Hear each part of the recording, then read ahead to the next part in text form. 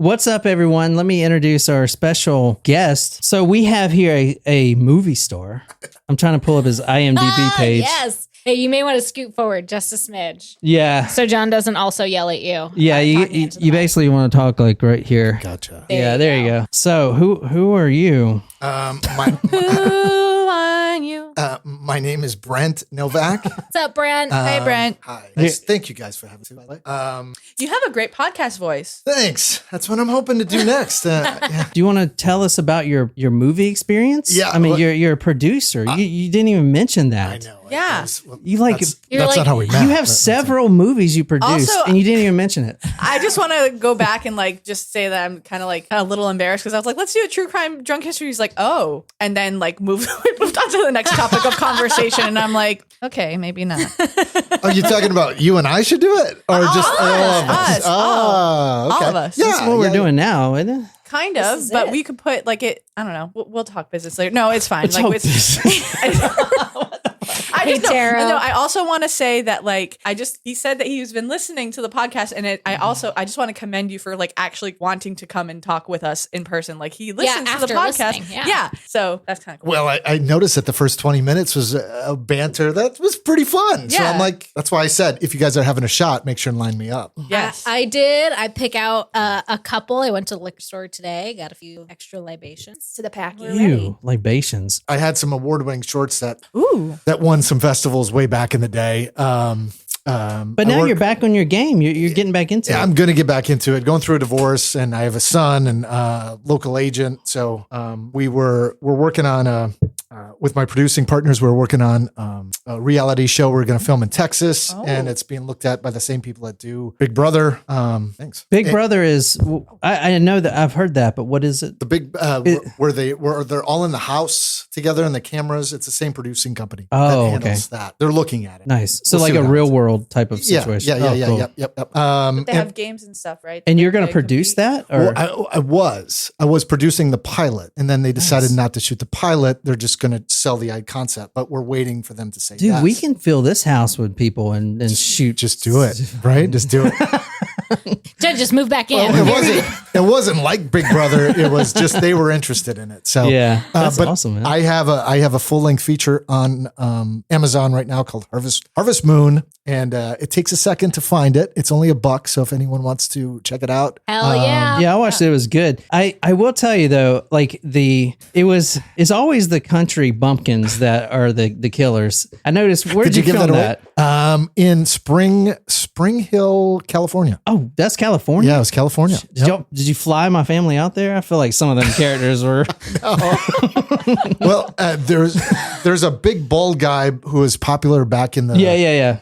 but there was another one that I forgot his name. It starts with a T. That used to be in a lot of horror films, and the guy who was probably the main killer, giving away spoilers. He looked like this guy. So Tor, I think his name was back in the old times. So how did you get into producing Harvest films? Moon, How does that work? How do you get into the biz? What made you want to do it? Well, back then I was engaged and living in San Diego, and we broke up, and I'm like, I'm going to go try it and just start. For me, it was working with student filmmakers. I never went to school, but you started to work with student filmmakers, and then you kind of grow up together. And one of them now, I acted in an Emmy-winning student short film called Union, and one of the directors from that has a Padawan podcast. Okay. If you look up Star Wars toys, his name's Joey, and he runs that now. So All right, cool. so yeah, that's kind of it. And then you just run out of money after a while, and then you have to file for bankruptcy and then try something else.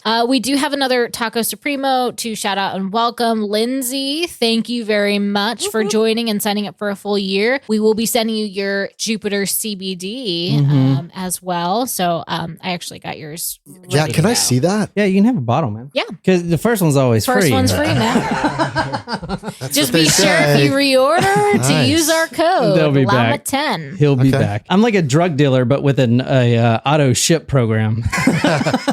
Does it help you sleep? Oh my God. Yeah, for it's me, great, it does. man. Yeah. Dude, it's great. I take it every night. I do. Just don't put it in your liquor. I remember I did that before. Yes. That shit made me high. But it was also like That sounds 4 amazing. droplets worth of As he's like, Yeah. Well, all Start right. dropping. Start dropping. no judgment. All right. Well, y'all ready to do a surprise shot? This one's for you, dude. All right. Let's get things going. You like my bongos, Nicole? You have nice bongos. I Thank you. The drums are nice too, right? Surprise shots. Oh, the camera's here. Surprise shots. We don't know what they are because they're a surprise. Yeah. All right. Cheers. Cheers, everybody. Thanks for having Cheers. me. Thanks for joining us. Is that like a strawberry kiwi? That was too Is easy. that kinky That's stuff? delicious. That was the Western watermelon. Western Soul. Is that what it is? Oh, I Now think I can't know what you're remember. talking about. So have you seen the show before? You know, we do. Sable's here. Yeah, we do the shots. We do another 7 times before we get started. What? Okay. There have been a few where we've fallen on the floor. What's up, Sable? So your show is in Houston. So yeah. Tell us about Houston. Oh, so Because actually, that's where the story's taking place. really, Oh. actually in a small town called Glendale, right outside of Houston, where we're going to shoot. I can't give away. Oh, yeah. I can't give away. Yeah, the- shit, no. I was just going to, and I'm like, I can't. Yeah. So Pour him another shot. anyway, it's not even my idea, but I'll steal it. All right, we are going to Houston. Quote, hell and Houston both begin with the letter H. That's an old adage. So back in the 70s, when the story that I'm talking about tonight, it happens in the 70s. This is going to be kind of weird because I've never done a story like this before. It is a big story and I'm trying something completely new. I'm kind of starting at the end and we're going to work our way to the beginning. So I don't know how it's going to work. Hopefully I can pull it off. But in the 70s, Houston had more air conditioners per capita than any other city in the world. Interesting. Was it preserving dead bodies? Is that where you're going with that? No, just It's hot facts in about Texas. freaking Houston. Also, it was literally called the Murder City at one point. Well, let's just go to the home tonight, and it is blocked off of Like, Google.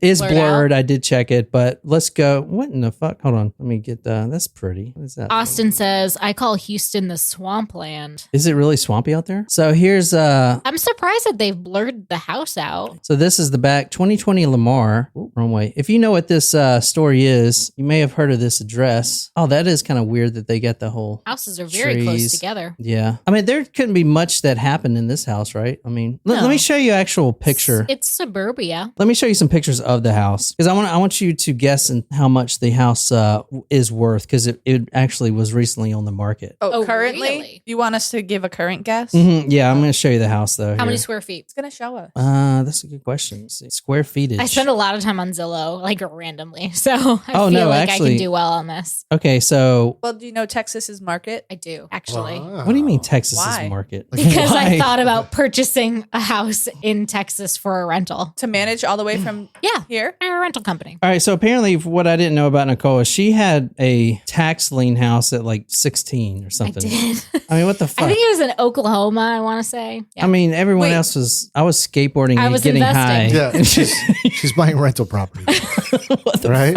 Was that like one of those things where they didn't pay their taxes, so you bought it for $5 or something? Yes, I think $5? I think I paid $1,000 for it, maybe. At 16? Come on. Yes, How I did- had jobs when I was. But did Renee Okay. know about this? Yes, she helped me figure this out. I was going to say who helped you. It was definitely like my parents helped me figure this out, and it took a long Always been time to get hustling. the money back, but I ended up getting it back right before buying this house, and the return was $7,000. She's a fucking hustler, man. So wait, you bought a house for $1,000 and sold it for $7,000? What kind of house was this for $7,000? I think it was like a pig farm. Like it was something. farm. I don't even know. I was just like, And yeah, then let's you married do it. someone that grew up on a farm too. I know. You were just- What the fuck does that supposed A to pig mean? farm. So I'm some kind of hick. No, you just always talk about how you grew up on We're a farm. not related. My wife and I are not No, related. We But are your not. family- Or we're not blood related. I hope not.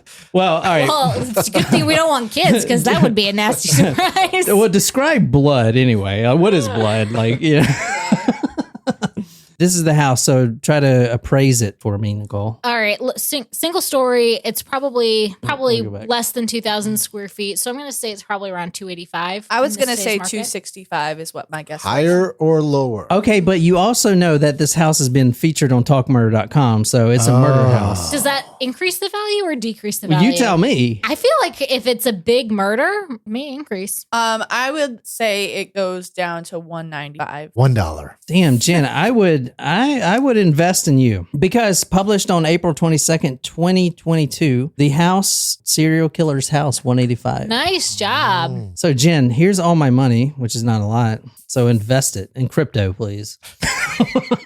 Wait, Any crypto. is that like a skill that you actually are trusting me with? Are the Is, like bank- guessing the value of things? Because if that's all it takes, then I guess I should invest my money. I have You want to invest in the Bank of Silicon Valley. That's like, I hear that's the freaking. I'm that a going to thing? say no. Oh my God. Okay. So you want to know what's wild? So this Bank of Silicon Valley collapsed like this week. Like yesterday. Yeah. It did? Yeah. Yesterday. It's like the second largest bank in the world.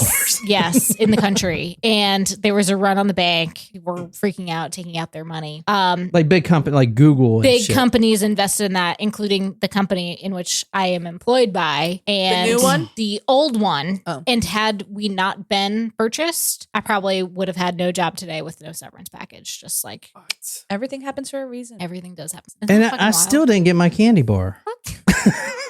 I'm sorry. Okay. Well, I mean, she wouldn't have been able to get you a candy bar if she had been employed, if the old company wasn't bought out. So That's I mean, right. I have been here an hour and I've learned more Shit, we've things been here in an an hour in my life. Like this is like a college I'm going to. My gosh. They should start paying us like professors then. Houston, one bishop described it as, quote, the greatest sink of dissipation and vice that modern times have known. The house? No, Houston. Oh. So I thought if the house too. if you're from here, I've never been to Houston, okay? But I've been to Austin, and that's just weird. Keep Austin weird. I know. Anyway, at the time in 1973 when we're going, Houston was a different place. I don't know what it is now. I'm guessing it's not known as the murder city, the murder capital of the world, though. No, that's Chicago. But in 1843, so Houston was like manufactured. Apparently, these guys came in and it was like, we're going to build a city, kind of like Vegas. We're gonna build it right here, and they did. You know what I'm saying? But they had a lot of like slavery help and stuff like that. Anyway, in 1843, a bishop said, "quote There is a great need for deep, a thorough, a sweeping revival of religion in Houston." Anyway, I'm just telling you about Houston. If you guys live in Houston, then you may disagree with me. We're going to August 8th, 1973 tonight, 2020 Lamar Drive. Let me show you that house one more time. And unfortunately, it is blurred out, much like the,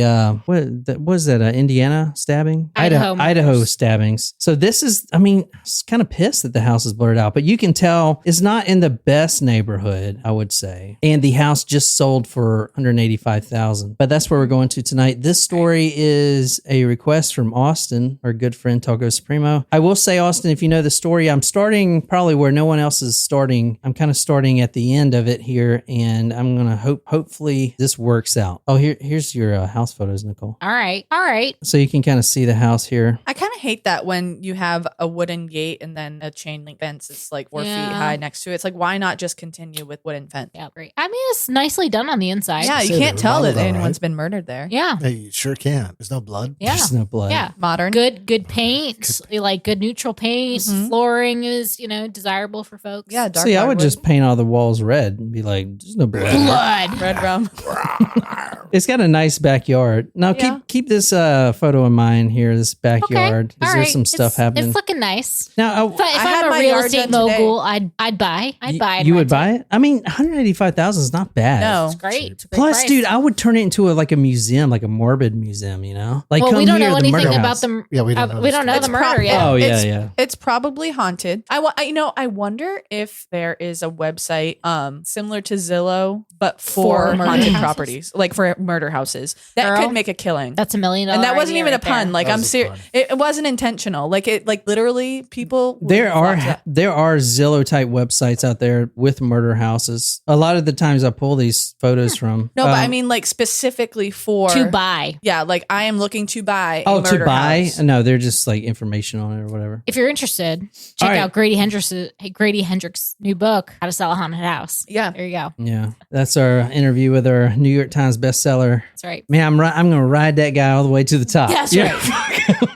That's what she said. All right, 2020 Lamar Drive, Pasadena, Texas. This is August 8th, 1973. It's a Wednesday, and it's in the morning. This is 8:50. What was it the time? 8:24. 8:24. Well, what could be going on at 8:24 in the morning? At 8:24 in the morning, the Pasadena Police Headquarters get a call from a young man. He's distraught, and the reason I kind of went into the Houstonians or whatever is they have a very distinct way of talking. So like they say like really, like rally. I don't know if anyone's from there, correct me, but the book we're reading, a 911 call comes in, and the man in a quivery male voice says the following. Y'all better come right now. I killed a man. The address is 2020 Lamar. All right, so y'all better come rat now, R-A-T, rat now. I kilt, like Tilted Kilt. Remember that place? Period. I used to date a girl from Tilted Kilt. It was like a restaurant. Y'all better come right now. I killed a man. The address is 2020. God, sounds like my family. That's what this guy, man, he looks like he would talk just like this.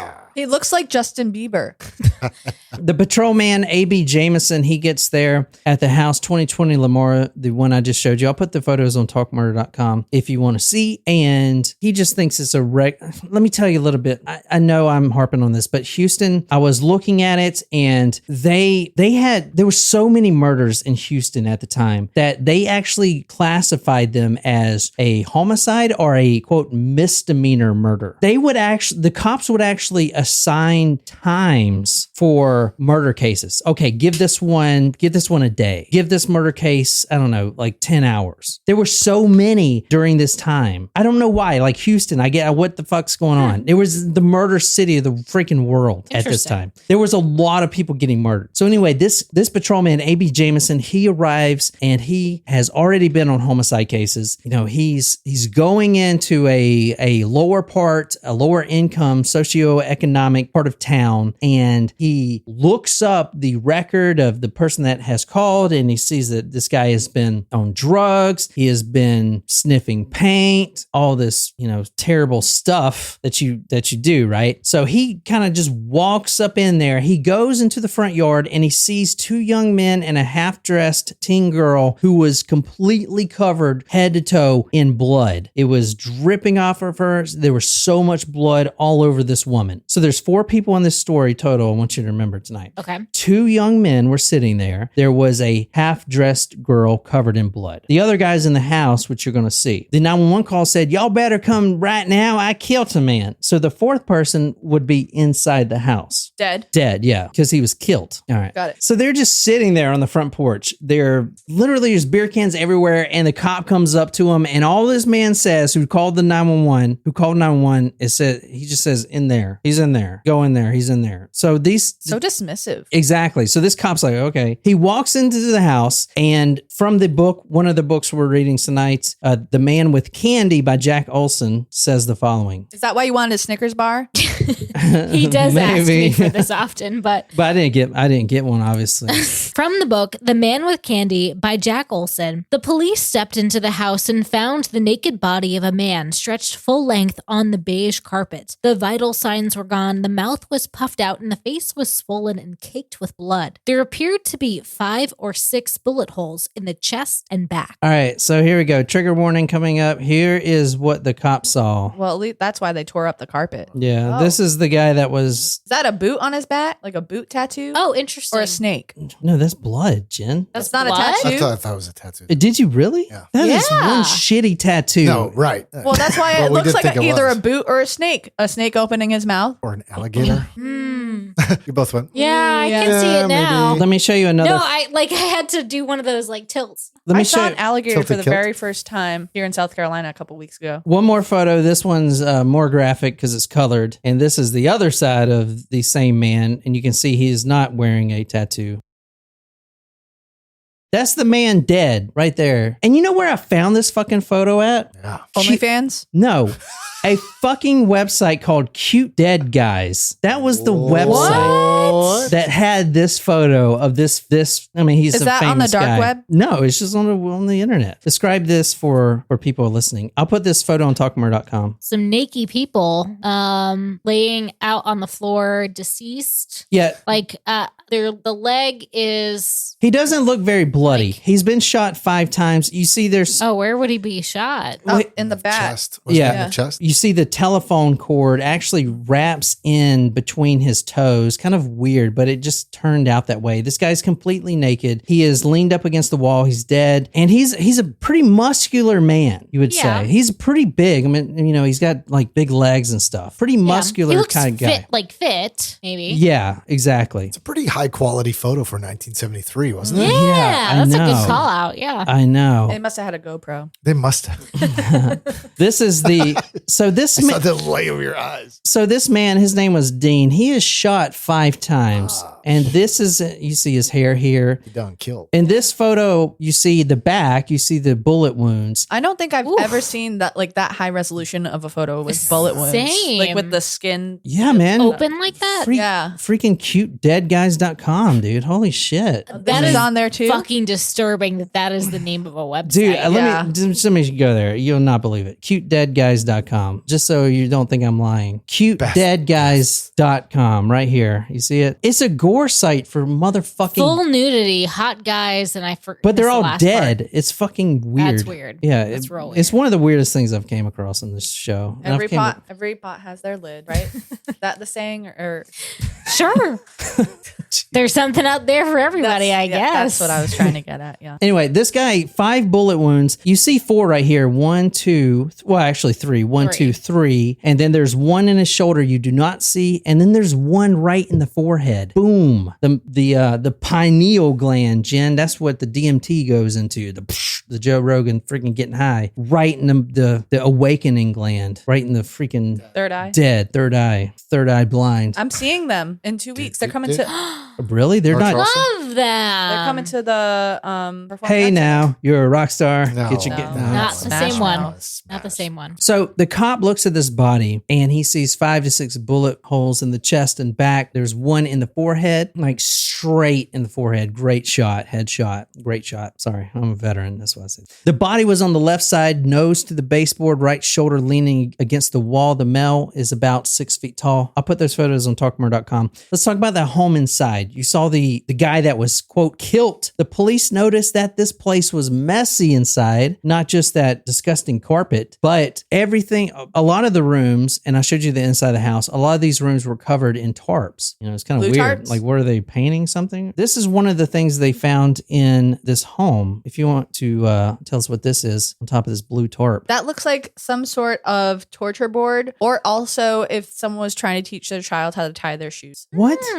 Teach When your I- child how When to I was tie a their kid, shoes? What okay, are so you when I talking was a about? kid, my dad made this wooden board and he cut it with his jigsaw like to shape like a shoe, and he drilled holes in it and like laced it like a shoe so I could learn how to tie a shoe. That's awfully nice. I think you walked in and saw this and was like, Dad, what's this? Oh, yeah, that's up to tell you how to tie your shoe. Yeah, your shoes right here. Start practicing.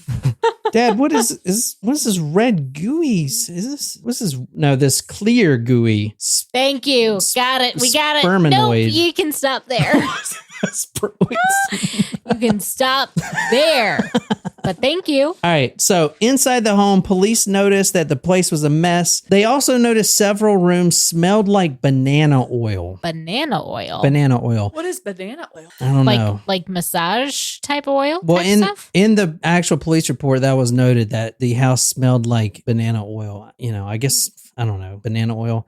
There was a slab of thick unpainted plywood. What I just showed you at the end were holes attached to 2 sets of handcuffs. Nylon ropes also hung down. That is a torture board. So you guys got it right. So this is a house of torture. Yeah, nailing it. This guy we're talking about tonight combines a lot of cases we've done before. It's got a lot of everything in it, like a lot of Bob Berdella, a lot of what's that toy box killer guy's name? David Parker Ray. A lot of things are melted into this story. It seems like there was also a hunting knife that was off to the side, and there were several books on the shelf, and most of them were based on sexuality or sexual positions, Karma Sutra, stuff like that. A lot of homosexual stuff. If you want to read the next quote from Jack Olson. Next to a well-thumbed copy of Human Sexuality, there were several thin glass tubes and a double-headed plastic dildo of 17 inches. The nearly empty bedroom was decorated by a colorful poster with a Jesus-like image on it. The caption was love. And I don't think it was Jesus's either.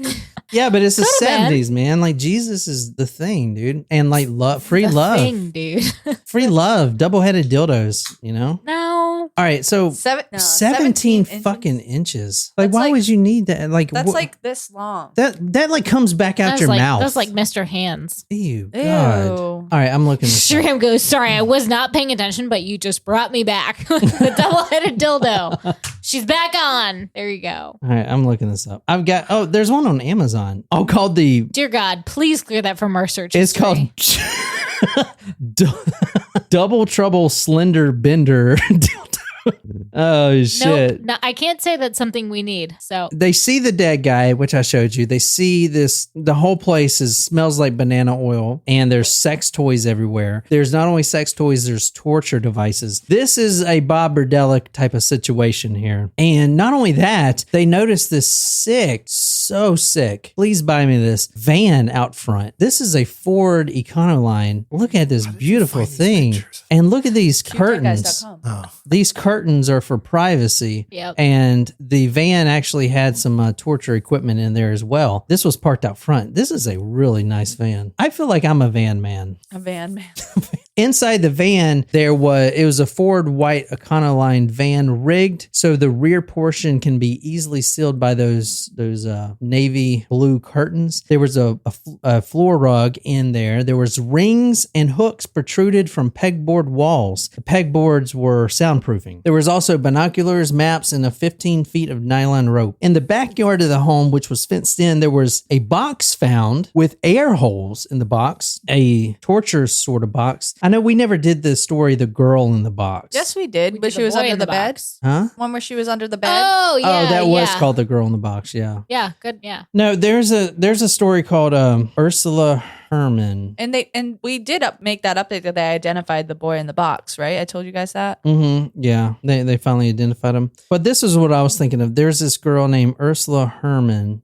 I can't even remember. I can't even fathom how I remembered her name. But this is the box, and I can do the story if y'all want. She was found in this box. This is really tragic, but this is like the box that she was found in. Oh no. And it had like a breathing apparatus that didn't work. Oh, Jesus. Yeah, it was Don't crazy. like that. That kind of reminds me of those trunks that you see at the end of a bed. You know, like in the olden days where people would have trunks. I might get drunk from the end of my bed. Yeah. Just don't keep anyone in there. No. Damn, man. Blankets. Yeah. Blankets, Yeah, right? yeah. That's where you put blankets. That divorce must be weighing on you. yeah, to bring it up.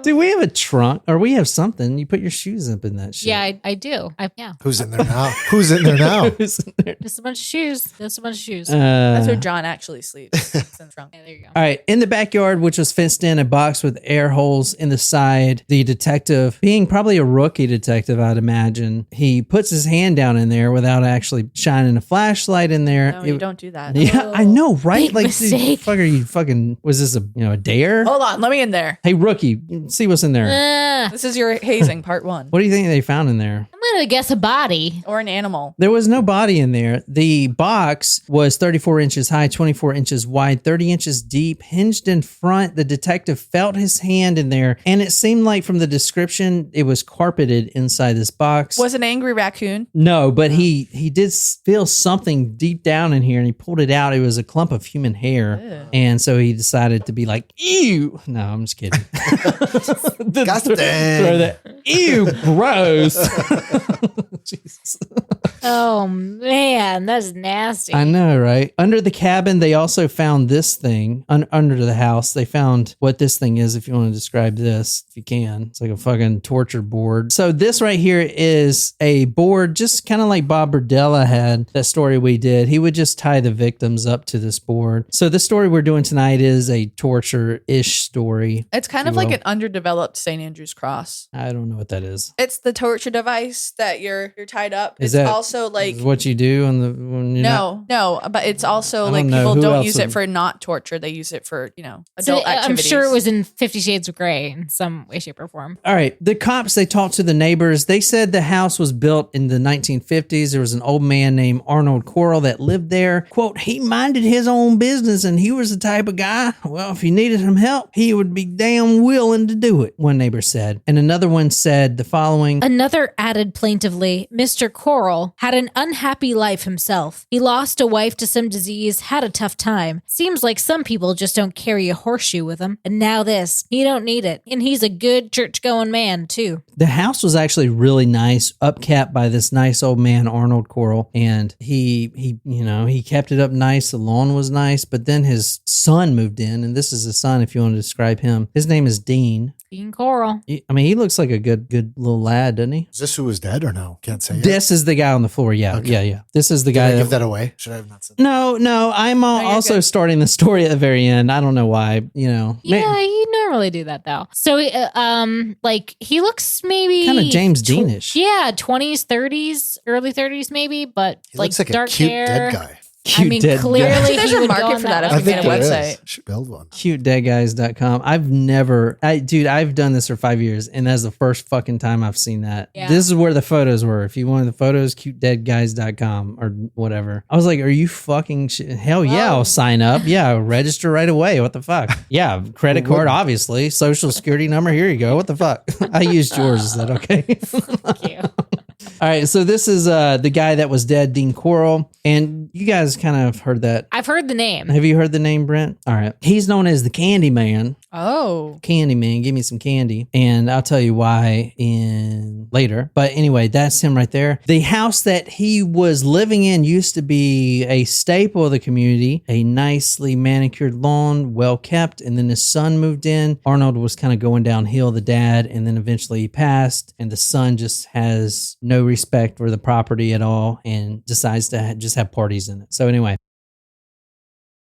Let me back up. What you got now is a 911 call. This was 1973. This was in the morning. This was a Wednesday morning. A man who I showed you, his name was Wayne Henley. He's a 17-year-old kid. He calls the police. I killed somebody. Y'all get over here to 2020 Lamar. They come over. Okay, where's the dead dude? I showed you the dead guy. His name is Dean Corll. He's got 5 bullet holes in him. He's laying there on the floor. He's butt naked. And not only that, they find all these sex devices, these 2-headed dildos, all kinds of lubrication. The whole place smells like banana oil. Like, what the fuck is going on? So the detectives are like, all right, slow down. Let's get to the bottom of this. But first, let's map out who the fuck are the people still here. There's 3 people still alive. So before we go any further, we need to talk about the quote, girl on the torture bed, end quote. Oh dear. So I told you when the cop got to the house, there was what? There was a guy that called, teenager that called the police. There was also another male there, and there was a girl that was cladly dressed, covered in blood, head to toe. This is the girl right here. She is known as the girl on the torture bed. Okay. She is a survivor of this man, and mostly because he didn't care for females, as you're going to see. Oh. He didn't care at all for females. She was just there. In fact, she was the reason that this happened. Can you read the from the Houston Press? Rhonda and Tim are the forgotten victims expected to carry carry on with their lives. They will survive, but they won't completely escape. So there's a lot to process. Like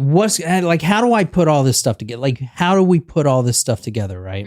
So her name would be changed over many times, and she would change schools. What I'm doing with this story is I'm injecting her story, which she came out in 2008 and was like, you know what? Fuck it. It's been 40 years. 40 years. I haven't said a word. No one has given a shit to even ask me about what happened. In 2008, she comes out and says, this is what happened. 40 years it takes her to tell her story. So I'm injecting her story in what happened. This episode, we're going to find out what happened. How is there a dead guy on the floor? Why is there a two-headed dildo? Why is all this stuff going on? What the fuck happened this night? Because this was in the morning. So what happened 3 hours before we showed up, right? Okay. And that girl, Rhonda, she was one of the forgotten victims that no one cared about. And 40 years later, she comes out and she tells her story. She, for 40 years, was told to forget about it, to move on. Oh, you're so lucky, whatever. And she was discarded completely. Her father disowned her. She went from foster home to foster home. But the whole time she lived in this hell of being the girl on the torture bed, a 6 to 7 hour torture session of pure hell, which we're about to get into, which I know you guys love, right? Amazing. Okay. A little bit about her if you want to read the next one. This is from an interview that she gave to ABC News. Rhonda wouldn't have been in this situation had she succeeded in ending her life a year earlier. Rhonda's bedroom wasn't always a bedroom. Back then, it was a gas jet stove. She can't recall where she got the idea, but she strapped a styrofoam cup to her face with a rubber band and ran a hose from the cup to the stove. She had waited until she was alone in the house to do it, but her plan was foiled when she heard her dad pull into the driveway. She never tried it again. So we're going to try to tell this night, whatever happened this night based on her story. So, quote, my daddy didn't want me, Rhonda says today. It wasn't that I was bad. I just wasn't wanted. Now, she met this guy named Frank when she was 13. Now, Frank was a really good guy. He was 18. And this guy's his name was Frank Aguilar. Now, don't actually remember him too much because he's not really he is a character, obviously, but he is the one that found her and they were engaged. He was 18. She's 13. He's a really nice guy. Young. Yeah, I know, awful young. They worked together at Lone John Silver's. He was really respectful to her and everything else. Frank was a sweet boy whose kindness did not go unnoticed in the neighborhood. When he spotted a little girl bawling outside Lone John Silver's because she'd lost the dime her mother gave her to fetch hush puppies, he hooked her up with enough hush puppies to feed an army. The girl never forgot that.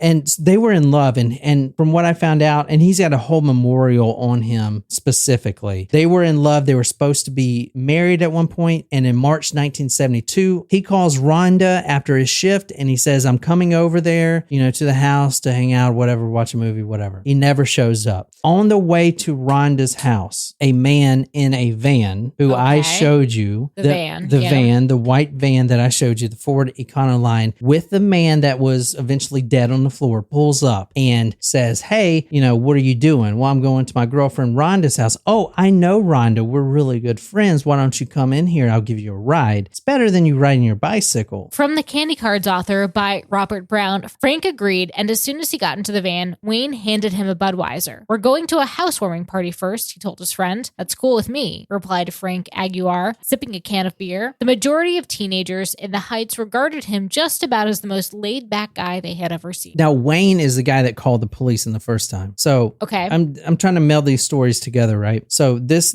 boy, Frank, who was dating Rhonda, the girl in the torture bed, the girl that was there when the police showed up, this is how they know each other. Frank gets into the van with the guy that eventually will call the 911, Wayne Henley, that's his name. And he hands him a beer and says, hey, come on, we're going to a housewarming party. They get to 2020 Lamar, which is only 5 blocks away from Rhonda's house. They start drinking, they're smoking, and a really popular thing to do at this time in Houston was spray some acrylic paint, spray paint into a bag and huff it. HuffingtonPost.com. They just huff it. They huff the paint. I don't know what the fuck, man. The huff and paint. That's the thing, man. It's nothing like a whip it. Puffin' a puffin'. I used to eat paint chips, not huff shit. Did you dip them? No, I'm just kidding. I wasn't going to judge you. All right. So he goes to the house, and there's another boy there too. His name is David Brooks. So, and the story is Dean Corll. So this guy, Frank Aguilar, the boyfriend, gets to the house, and you have Dean Corll, Wayne Henley, and this guy named David Brooks. Let me show you David Brooks real quick, just so you can see that these guys are really young. Besides the dead guy on the floor, Dean Corll, the one we're talking about tonight, is the dead guy, and he's 35 years old. Okay. These guys are all in their mid-teens. So it's kind of weird already that a 35-year-old is hanging out with some mid-teenagers, right? That's kind of weird. Yeah, for sure. All right. They get to the house. They're drinking, smoking, huffing, having a great time. But after a while, he's ready to go to Rhonda's house. Then Wayne says, okay, you know what? We've been having a great time, but you're the new guy. We just met you. You're the new guy. We're really good friends with Rhonda. We're going to take you back. But since you're the new guy, you got to try this thing. Now, Wayne says this, the guy that called 911, Wayne says this. Okay. He says, you've got to try this cool thing. It's called the handcuff game, the quote handcuff game. Have you ever tried it? No, I don't I'm like the just sound going of to that. give y'all a word of advice. If anybody ever asks you that, don't try it. Say no. Yeah.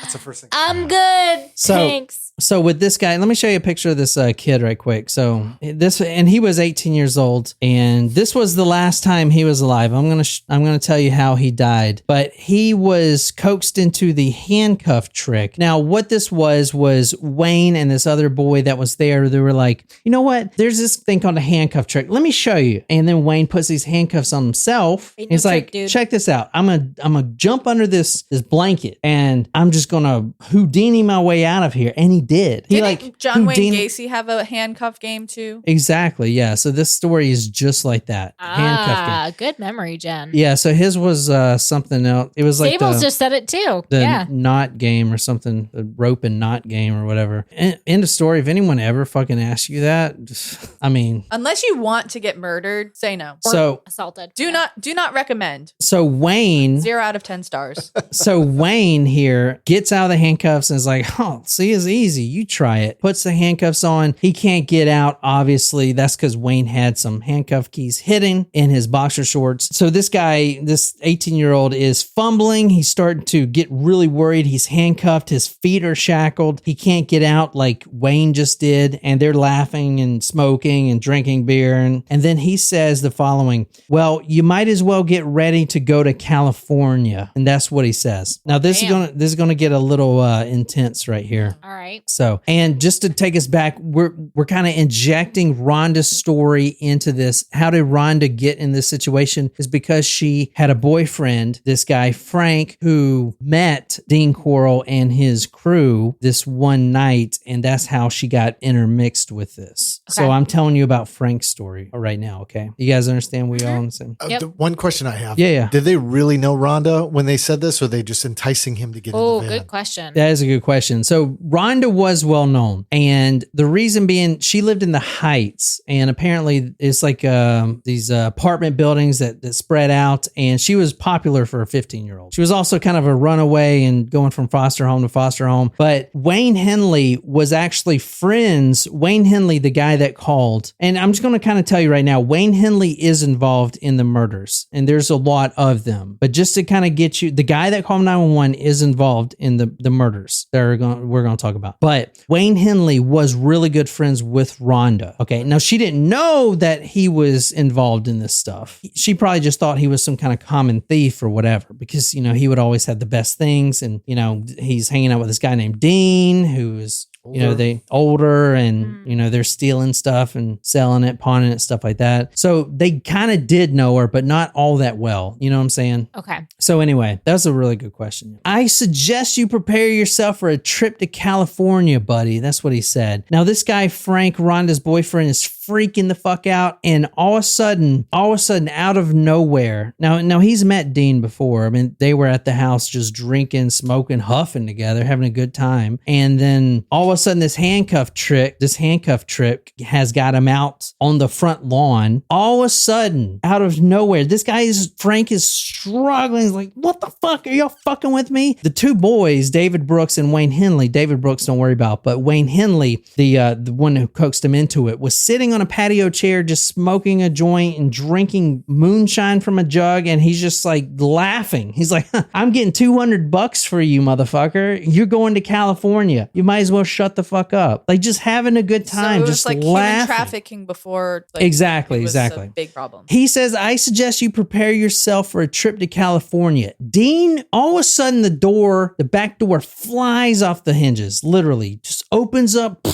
And like a monster from a cage, that guy you saw, that big dude that was dead on the floor, you saw his big legs, that big hulky dude runs out, scurries out, runs over to the handcuffed boy who is also shackled at his feet and grabs him by the back pocket. His back pocket is sticking out and he takes his back pocket of this boy's jeans and he grabs his back pocket and he ropes him inside the house just by the pocket. Like he's dragging this kid, 18-year-old kid, by his back pocket into the house. And this is out of fucking nowhere. These two boys are laughing, having a good time. And he is just like it's like a caged monster just opens the freaking gate and grabs the pocket and just rips him back into the house. So it must be a sight to fucking see, right? And this isn't the first time he's done this. And he's going to have his way. So this boy, his hands are behind his back, handcuffed. His feet are shackled. He is now being dragged into the house. The boys on the patio chairs, Wayne Henley, they're drinking and they see all this and then they hear the door lock. So they're locked out of the house now. All right. At this point, about 5 minutes later, they start hearing it. They start hearing the screams. They're muffled, but Wayne Henley can hear it. They can hear the screams,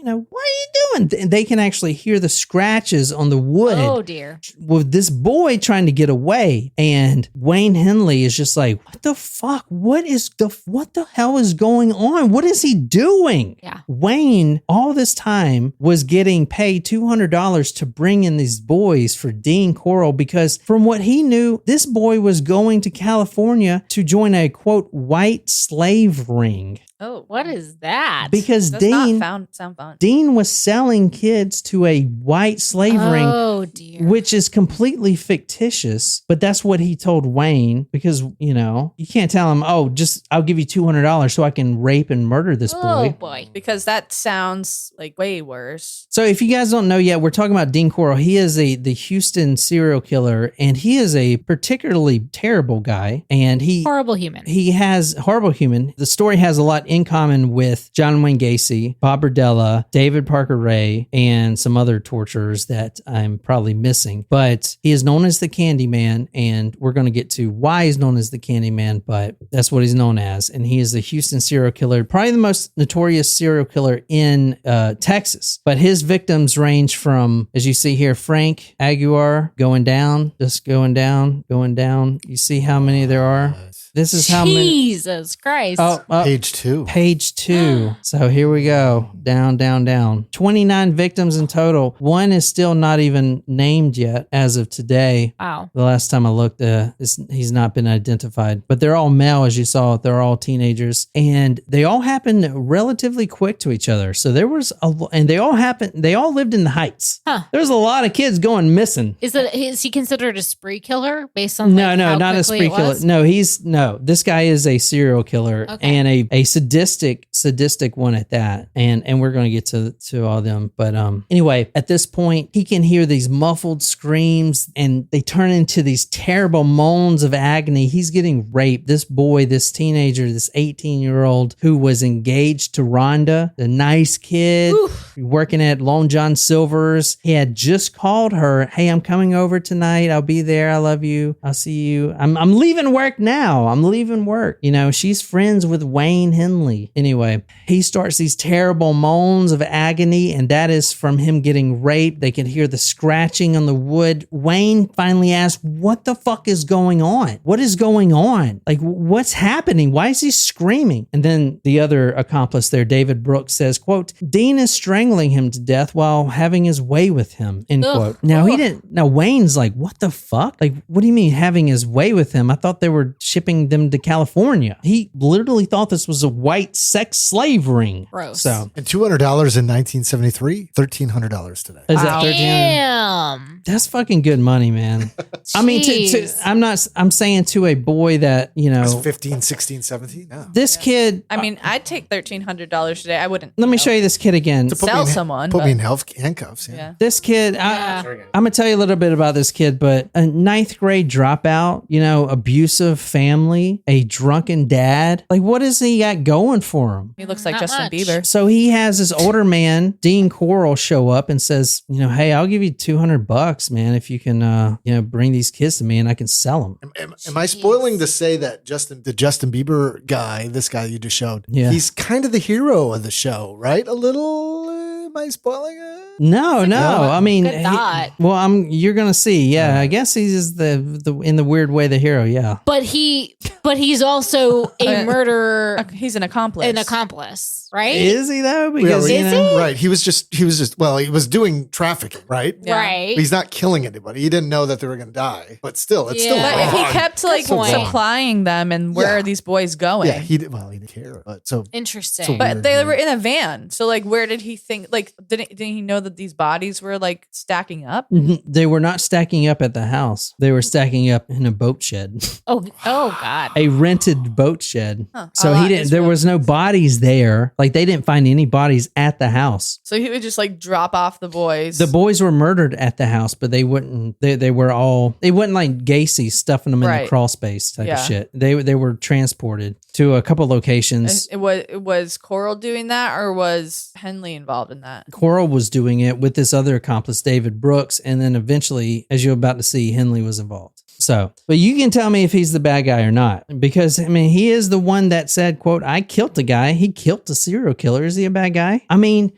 like he said, "Good luck in California." I mean, what is white? But then again, like a white sex or no, excuse me, not even sex, a white slave trade in California. it's not a good person, but No. It doesn't even make sense. Like, what the fuck is that even? Like, Well, it's not a thing. slave That- trade I mean, for back what? then. Like for what? Nike shoes? Like what the fuck? I- What are they?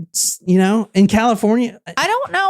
like all white boys, a freaking slave trade, like in California. Like the reason I'm saying this is when he was arrested, Wayne Henley, 126 IQ, smart guy. Yeah, he's a dropout, but he's a smart dude. I mean, couldn't put that together, Right. Like this doesn't make any sense. But then I feel like if it wasn't him, Corll would have found someone else to do it. Right. Just was the first one to say yes. Maybe, I don't know. I need more details before I convict him. And he's definitely not innocent. right, But right. Okay. So at this point, Wayne Henley is sitting there on the patio chair and he's hearing all this terrible shit going on. These terrible screams, these terrible moans, these cries for help. And eventually they get more and more muffled. That's because eventually Frank gets gagged, a washcloth shoved in his mouth, duct tape slapped over his mouth so it gets more muffled. David says, his accomplice David says, quote, he is strangling him to death while having his way with him. Wayne is like, what the fuck? What about California? What about the white slave ring? And then David says, it's not a thing. That's just what he's been telling you. At this point, Wayne gets up and he goes to the door and tries to open it, but Dean locked it. Dean locked the monster that came out and drugged this boy by his back pocket, locks the door, locks the cage. He can't get in. He's beaten up. You know, let my friend go, because they were friends. Wayne is friends with Rhonda. And guess what? Rhonda is deeply, deeply in love with Frank. Deeply in love. They're friends. I mean, kind of fucked up friends. He's going to sell them to California, but you know, still. The muffled gargling sounds continued for a number of minutes while Wayne and David kept on pleading at the door. Eventually, the door flew open and Dean, half dressed, came out with his breath racing. You two are going to help me get rid of the body, he said, tightening his lips. Wayne unlocked the cuffs. I'm going to fetch the lime and the sheets. Wayne peeked in the bedroom at this point and saw the naked corpse of Frank Aguirre. And from the author Robert Brown in his book, The Man with Candy, says, quote, the mouth was still gagged. The bulging eyes were turned upside down in their sockets, and the throat was purple black with bruises. There was a nylon rope noose around the disfigured neck, end quote. The cause of death for Frank, when they found his body, they actually found his body on a high island with several other bodies as well. I kind of spoiled it. He's a serial killer. But most of the bodies were found in the boat shed, but as I'll tell you later, he kind of had a space problem. A rented boat shed. There's a you pack almost a dozen bodies in there and you kind of run out of room. Yeah, it's kind of tight. Depends on the size boat you have, I guess. Well, he didn't have a boat. He just had a bunch of bodies. Right. There was no boat in there. He should have gotten a yacht shack then. We're gonna need I'll show you the freaking shack. It's pretty spacious. Yacht shack. You know, I mean, what the fuck? Anyway, I mean, the old man that rented him this too. I mean, holy shit, I'll have to get into him. But anyway, so he sees Frank there. Now, Frank, when they finally uncovered his body about 17 months later, they exhumed his body and the medical examiner said that he died of air hunger. Quote, air hunger. From the Houston Press, after his remains were found buried in High Island 17 months later, Harris County medical examiner Joseph Jaminski testified during Wayne's trial that Frank died of air hunger. Cloth was stuffed into his mouth and held in place with tape. A noose was tied around his neck. He might have died in 3 to 4 minutes. Jaminski said he could have been conscious 1 or 2 minutes, depending on how long he could hold his breath. So, as you'll see, Dean Corll, his thing is he likes to the noose was still around his neck. They didn't even bother to cut it off. He wraps his noose around this boy and he rapes him right there on this torture board. Yep. The thing that y'all saw. Yeah, Brent's like, what the fuck did I sign up for? I don't know why you're here, bro. I know, I was kidding. You're like, what the fuck? This is an easy story, man. Easy. Dude, you should have been here during the vampire story we did, where I like ruined Panera bread for him. Oh, dude. Yeah. So that's how Frank ended. Now, the reason I told you about Frank is because Rhonda was deeply in love with Frank, and Rhonda was the one covered in blood there. Completely shocked, has no freaking idea why there's a dead dude, what the fuck is going on. But I want to tell you her story of what she went through. So there's like 2 episodes kind of like smashed together. You guys okay with that? But anyway, I hope you guys enjoy that. And until next time, good night, you lovely, lovely people.